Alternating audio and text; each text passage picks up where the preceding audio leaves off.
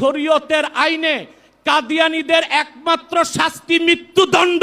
কুখ্যাত কাফের কাদিয়ানীদেরকে রাষ্ট্রীয়ভাবে অমুসলিম ঘোষণার দাবি আদায় করবে, হোক বিএনপি হোক জামাত, যেই ঘোষণা দিবে তাকেই নির্বাচিত করে বাংলাদেশের ক্ষমতায় পাঠানো হবে।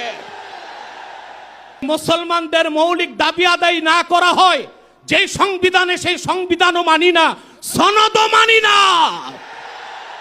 এক্ষুনি আপনাদের সামনে গুরুত্বপূর্ণ বক্তব্য পেশ করবেন তাহরিকে খতমে নবুয়ত আন্দোলন বাংলাদেশের আমির ডক্টর এনায়েতুল্লাহ আব্বাসী।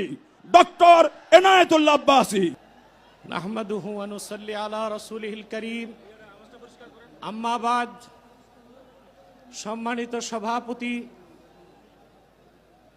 বিদেশি মেহমানবৃন্দ এবং সম্মানিত শ্রোতাবৃন্দ, সকলকে আমার পক্ষ থেকে হৃদয় নিংড়ানো ভালোবাসা এবং শুভেচ্ছা জ্ঞাপন করছি।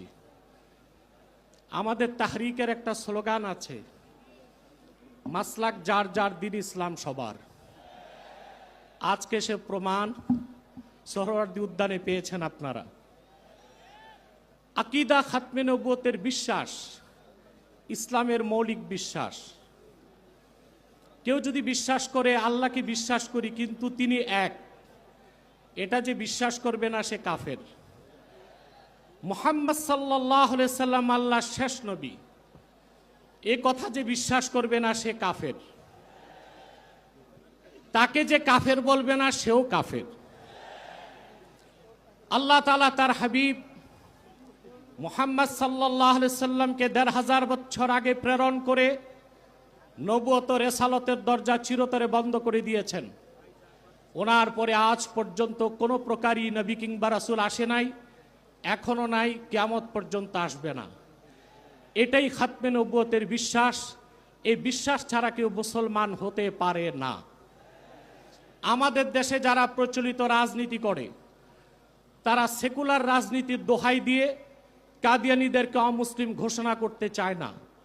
তাদের কাছে আমার প্রশ্ন, সেকুলার রাষ্ট্র আর গণতান্ত্রিক রাষ্ট্রের শুধু কাজ অমুসলিমদের স্বার্থ রক্ষা করা, আর দেশের প্রকৃত মালিক যে মুসলমান, যাদের ট্যাক্স আর ভ্যাটের টাকায় সরকারের মন্ত্রীদের গাড়ির পেট্রোল জ্বলে,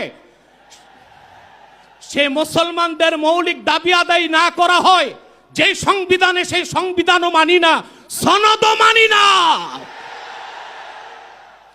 প্রিয় বন্ধুগণ, খাতমে নবুয়তের জিহাদ সবচেয়ে বড় জিহাদ। খাতমে নবুয়তের আন্দোলন সবচেয়ে বড় আন্দোলন।